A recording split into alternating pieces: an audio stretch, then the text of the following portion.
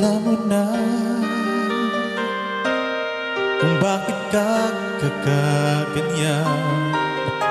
Lumulutang, nasasayang ang buhay mo, at ang ibinubulong ng iyong puso.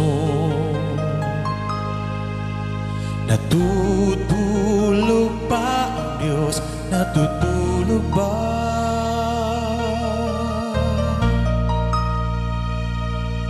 At ikaw ay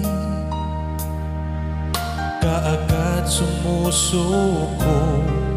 Konting hirap at munting pagsubok lamang. Bakit ganyan? Nasaan ang iyong tapang?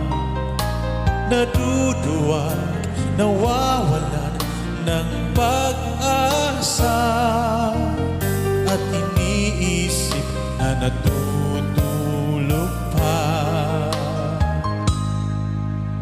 Natutulog pa ang Diyos?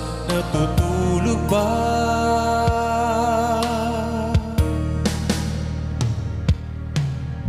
Sikapin mo, pilitin mo, tibayan ang iyong puso.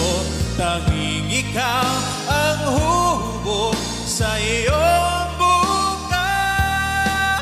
Huwag mo sanang akalain natutulog pa ang Diyos. Ang buhay mo ay mayroong halaga sa Kanya.